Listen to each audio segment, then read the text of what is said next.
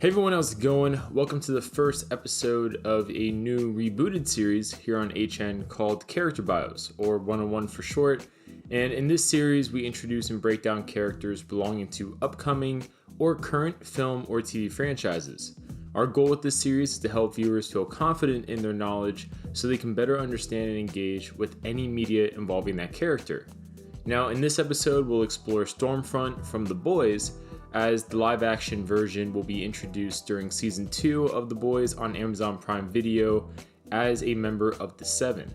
Now, this video is intended to help those understand the character as of the first 3 episodes that were released for Season 2. Previously, in March 2020, we got a heads up that The Boys for Season 2 had cast Aya Cash as a character named Stormfront. This character was described as a destabilizing presence to Homelander in particular, who isn't used to being challenged by others, definitely not on a frequent basis. The changes made to the character aren't drastic, but are rather obvious if you read the comics, as the biggest one from comics to TV are that the character is gender swapped, and alongside being gender swapped, the character is no longer considered the first super, which in the comics series for The Boys, that was like a big thing for the character. Now, outside of that, a lot of other similarities with the character's personality remain from comics to TV series, although things are just mostly updated to fit the character thematically with current events and also to make them a little more of an antagonist to both Homelander and The Boys. Now, in the publication, Stormfront was introduced as one of the first successful attempts at creating superhumans during Nazi Germany. And raised and indoctrinated with the beliefs of Nazis, Stormfront was eventually brought to America with the creator and other scientists related to Compound V, with a fictional backstory used to fool the public. To those introduced to the superhero Stormfront, they thought he was a reincarnated Viking warrior with weather-affiliated abilities not too dissimilar from Marvel Comics' Thor. And in many instances, Stormfront was definitely portrayed as an amalgamation of Shazam and Thor. However, within the comics of The Boys, he's usually also believed to be the second most powerful hero out of all of them, outside of Homelander, who is usually considered number 1, although Black Noir might have something to say about that for those who have ever checked out The Boys comics.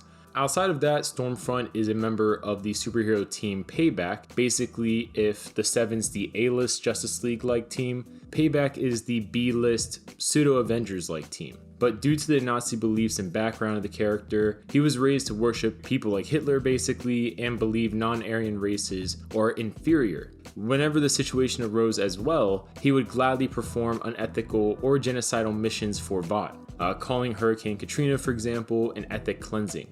And unfortunately for the character, he was killed in a battle against the Boys, and really altogether only appeared in about 7 issues of the Boys comics, both 5 in the main Boys comics and 2 in a spin-off miniseries. Now, within the universe of The Boys, focusing on the TV series now, Stormfront is introduced to the Seven as the replacement for Translucent. And originally a hero from the Portland area, Stormfront is shown to have a viral social media presence and a very outspoken personality, one she has no problem sharing with others through various unfiltered comments, whether it's to the press, in the public, or behind closed doors in private meetings. Now, assigned specifically to the Seven by Vought CEO Stan Edgar as a power move towards Homelander, this is explained to be because he wanted to exploit Homelander's insecurity with an intimidating woman of similar power.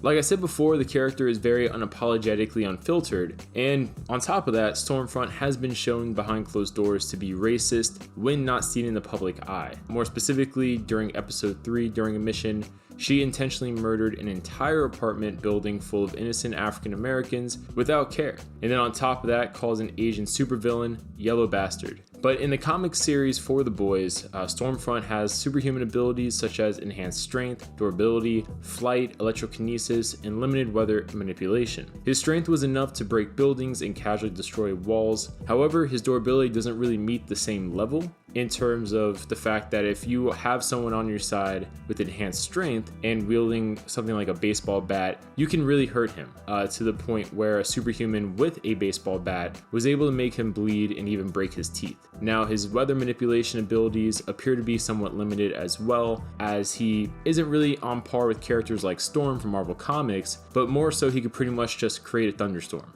which definitely fits with the electrokinesis, and his flight speed reaches supersonic levels. Now for the TV adaptation of The Boys, Stormfront overall shares the same general abilities, but with a few changes here and there.